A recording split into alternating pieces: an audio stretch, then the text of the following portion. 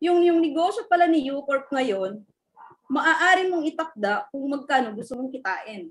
Yun yung gusto kong maunawaan, lalong-lalo na po ng mga bago ngayon. Di ba? At the same time, yung U-Corp po hindi naghihingi ng 100% mag full-time ka. Part-time or full-time, depende sa gusto mo.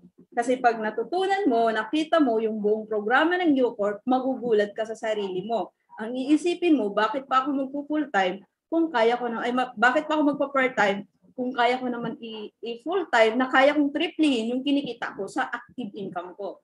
Yan yung kailangan makita natin. At the same time, win-win business po ito. Paano tususan win-win business? Sige, bumili ka sa akin, 9188, ibibigay ko sa iyo yung produkto mo na worth of 9,600.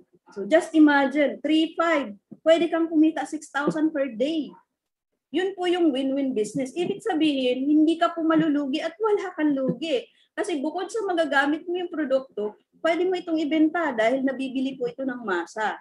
So ibig sabihin po, walang katalo-talong negosyo. Sabi ng DTI, if na-engage ka sa negosyo, na network marketing, at least mayroon kang 74% na produkto na tangible na bumalik sa'yo.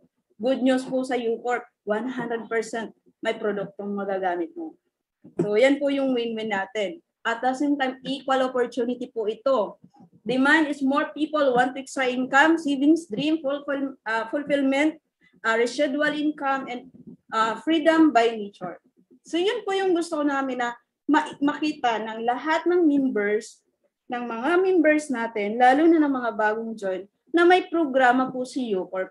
Si U-Corp ay hindi lang po basta company na nagdi-distribute ng produktong Umit Plus, Umit Bet, Spirulina, but si U-Corp may malalim pong advocacy, hindi lamang po para magbenta-benta, kundi baguhin ang mga buhay ng mga individual nating mga kababayan na gustong mag-join sa U-Corp.